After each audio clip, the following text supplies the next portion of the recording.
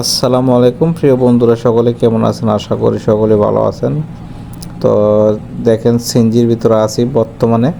এখন রওনা দিছি সিলেট সাদা পাথরের উদ্দেশ্যে। সিলেট ভ্রমণ করছে আগেই, এখন এটা লাস্ট ট্যুর ছিল।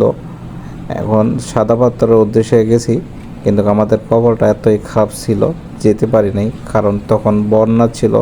বন্যার জন্য সাদা পাথরে যাওয়ার যতগুলো নৌকার স্পট ছিল সবগুলো স্পট বন্ধ করে দিছে।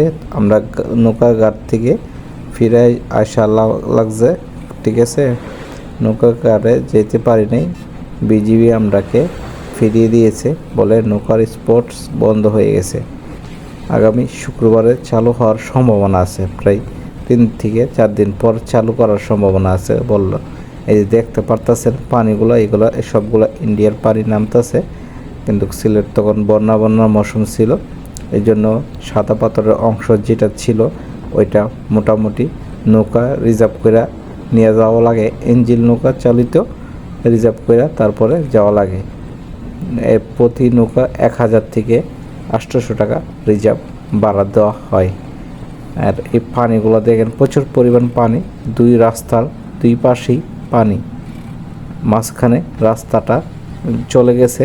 কিন্তু ভিডিওটা করার উদ্দেশ্য এটাই, আপনারা জেনে শুনে সাদা পাথরে অবশ্যই যাবেন, তা না হলে আমাদের মতন টাকা খরচ করে গিয়ে কোনো লাভই হবে না, কারণ ঘুরতে পারবেন না।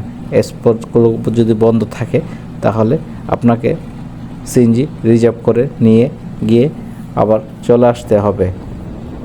তো ভিডিওটা যদি ভালো লাগে অবশ্যই শেয়ার করে দিবেন বেশি করে।